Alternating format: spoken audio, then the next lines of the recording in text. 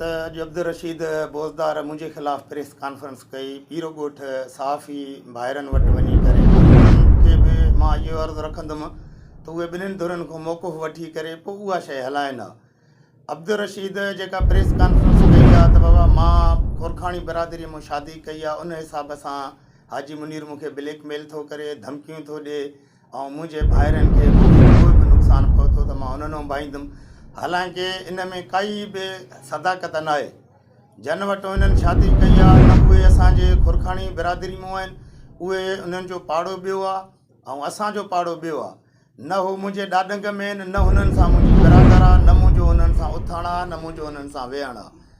अब्दुल रशीद हिकिड़ो ब्लैकमेलर माण्हू आहे जंहिं पहिरियों बि टाउन ऑफिसर जलबाणी जे ख़िलाफ़ु पंहिंजे न्याणी खे जीर ॾेई करे उन ते कूड़ी FIR कराइण जी कोशिशि हुन कई ऐं हुननि खां ब वक़्तु प्रेस कॉन्फ्रेंस कंदो पियो अचे टाउन ऑफिसरनि जे ख़िलाफ़ु। उन्हनि खां पैसा वठी करे पोइ वरी जेको आहे त पंहिंजी मौक़िफ़ खां हटी पियो वञे।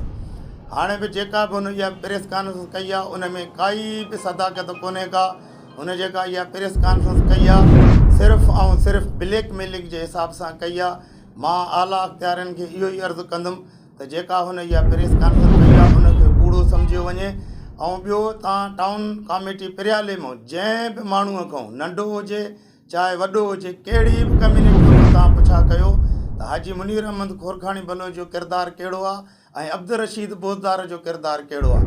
अगरि मुंहिंजो किरदारु कसो आहे त पोइ अब्दुल रशीद सचो आहे, जो अगरि मुंहिंजो अब्दुल रशीद जो किरदारु कसो आहे त पोइ मां सचो आहियां। पोइ मां हुनजे ख़िलाफ़ु पंहिंजे इज़त जे हर्जाणे जो कानूनी हक़ु रखी थो सघां।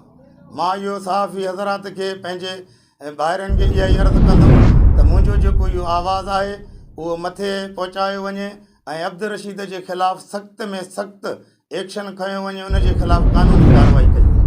तव्हां इहे जेका प्रेस कॉन्फ्रेंस अॼु कयो था, उहा जेका हक़ीक़त मीडिया ट्रायल थी आहे, तव्हां सां हुनजो कहिड़ो तालुकात आहे जेको आहे हुन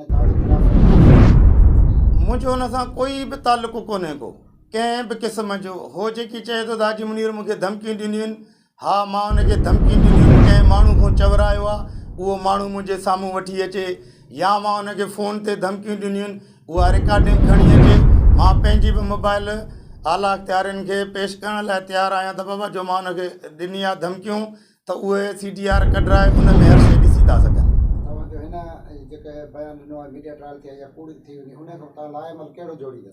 असांजो इहो मुंहिंजो लाइअमल इहो आहे त मां हुनजे ख़िलाफ़ु पंहिंजो कानूनी क़दम खणंदुमि ऐं मां पंहिंजो कानूनी हक़ु रखी थो सघां।